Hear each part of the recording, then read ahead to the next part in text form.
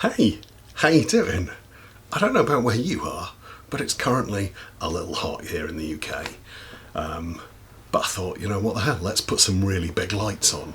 That's bound to help, right?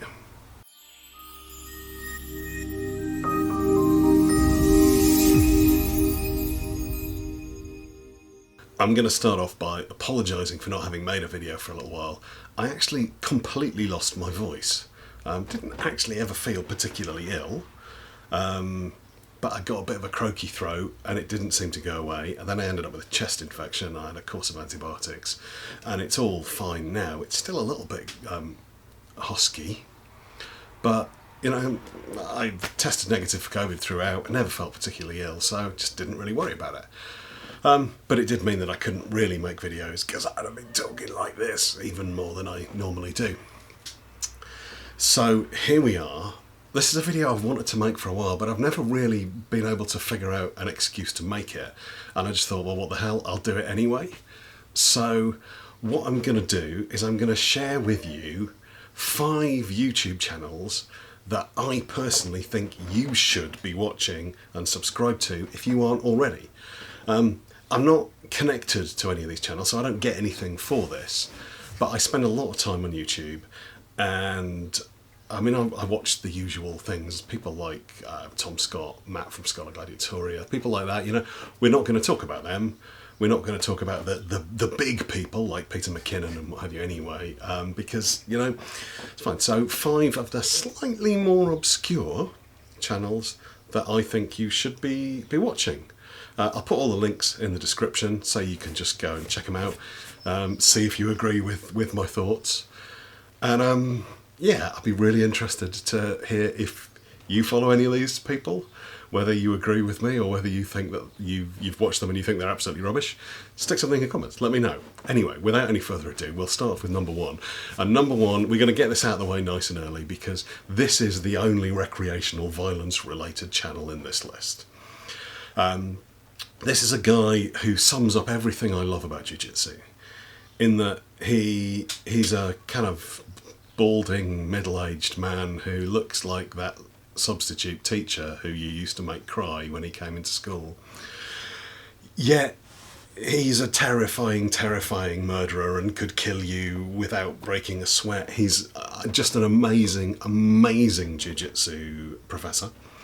He's one of John Danaher's original black belts, and he's got a channel here on YouTube which is unbelievably small considering how amazingly good he is. His name is Brian Glick, and if you're into jiu-jitsu and you don't follow Brian Glick, then I promise you are missing out. This guy is amazing. You know how John Danaher has this incredibly detailed, systematic approach to jiu-jitsu, and when he talks about something he'll go into vast amounts of detail, and we'll talk for like an hour on the nuances of the knee cut pass or something like that, and he will still only scratch the surface of what he knows, and he's amazing to watch for. What Brian Glick does is he takes something like that and he distills it down into a 5-minute video, and you walk away going, oh my god, this guy is an absolute genius.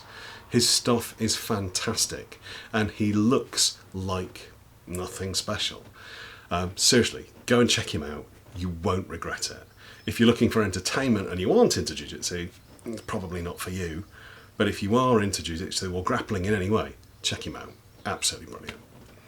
Now we're going to take a bit of a sharp detour, and we're going to talk about a channel that you may or... Sorry, the chair's quite squeaky today. Yeah, don't know why. Yeah, talk about a channel that you may or may not have come across. It's relatively big, and I love it. I can't remember why I found this channel or why I started watching it, but the channel is How to Cook That. An Australian lady by the name of Anne Reardon. She's a pastry chef and food scientist, and does a huge range of different things. I mean, I love to cook. You can probably tell from the shape and size of me. I do like a good cake. She does debunking videos of food-related hacks. She does just baking tutorials. She does some videos just because they're beautiful. She does some really quite watchable miniature cooking things.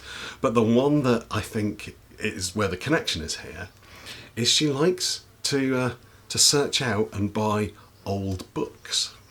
and then she reads recipes from these old books and attempts to recreate them, and has made some remarkable things. She's made some quite stunningly beautiful things, but also some quite stunningly bizarre things. And her long-suffering husband, Dave, is always giving them to eat. So, yeah, go check it out. Just so watchable, and she's great. And you know, she often interacts with commenters and people and her audience. She seems like a really down-to-earth person. We've exchanged a few discussions in the comments and things. So, you know, I can't recommend. God, I can't talk. Can't recommend her enough. The next one is. Now, my wife would say this is a channel that puts me to sleep. Every time I turn it on, I end up falling asleep. That is Wristwatch Revival. Wristwatch Revival is a guy called Marshall who's an amateur watchmaker, and he effectively services watches, and he videos the whole process.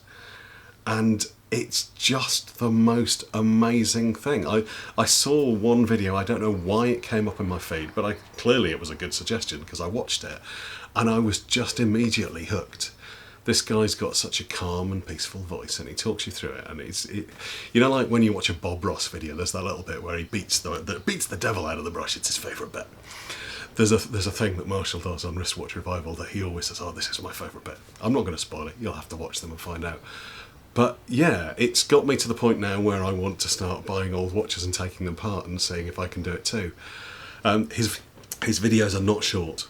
They're generally kind of half an hour to an hour in length, because you see the whole process. You see him take each individual bit out of the watch, sometimes replacing or mending them, sometimes cleaning them individually, sometimes cleaning them en masse, and then reassembling the whole thing. But it is just so amazing to watch.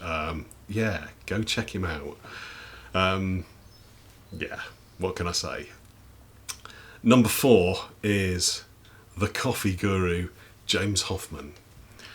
Weirdly, I found James Hoffmann, I think it was because of a videography thing that I was doing. I was chatting to somebody and they said, "Oh, have you seen this video? It's hilarious." And it's effectively James Hoffmann, who is a coffee man, world barrister champion. I think he won it twice. Excuse me. And he talks about coffee. And it's, if you're into coffee, absolutely brilliant. If you're not, check him out anyway, because he's really charismatic, really easy to watch. But he did a video critiquing an advert, and it was just brilliantly done. There's a real gentle sense of humour there, and I just thought this guy is definitely one to watch. And he's completely changed the way I look at coffee. He's completely changed the way I make coffee. He's completely changed the way I buy coffee, and I love him for it. I get so much more out of coffee now. I understand what it is that I like. I understand how to get what I like, and I understand the process behind it. And I've got a guy whose videos are just absolutely fantastic. I regularly, if I'm bored and I can't think of anything to do, I'll just find something from his back catalogue that I haven't watched or haven't watched recently and watch it, because he's so watchable. Absolutely brilliant. And in number 5 is a chap called Mark Gunner. Now, Mark has got several YouTube channels. He's got one under the name of Mark Broughton, where he puts out videos of folk music that he plays. He's a very talented musician. He's also a subscriber here on this channel, which is how I came across him. But recently, on his channel, Mark Gunner, he's been doing something called Mark's Weekly Nonsense, where he attempts to do something because he's heard about it and thinks it would be fun. And it's just beautifully engaging. He's funny, he's authentic, and I love watching his stuff. So yeah, go check him out, because the channel is tiny. Some of these guys, James Hoffmann, Wristwatch Revival, How to Cook That, they're huge. They've got hundreds of thousands, if not millions of subscribers. Brian Glick's got thousands of subscribers. Mark Gunner, I think he hasn't even got to 150 yet. So please, go and check him out. Watch his Weekly Nonsense stuff. And if it makes you chuckle the way it makes me chuckle, then subscribe. And we'll, if we can get him to a point where he's seemingly in my debt, I'll get him on the channel and we'll do something together, because he also quite likes old books. So I'm sure we can come up with some way to do a collab. Anyway, those are the 5 channels that I think you should be following that you aren't. I suspect that maybe 1 or 2 of them you didn't expect to hear from me. Do you subscribe to any of these? Do you already watch these guys? And if not, yeah, are you gonna? Who have I missed? Is there someone out there that you think I should have in this list that I haven't put in it? You know, who's the most brilliant YouTuber that you don't think anyone's heard of? Let me know. Stick something in there. Oh, Jesus. I don't know what's going on today. I guess it's the heat. Maybe I'm just out of practice. But yeah, stick something in the comments. Like, subscribe, you know, get the bell on, all the usual good stuff if you want. And yeah, despite the fact that it's over 40 degrees, I'm going to go get ready for training now.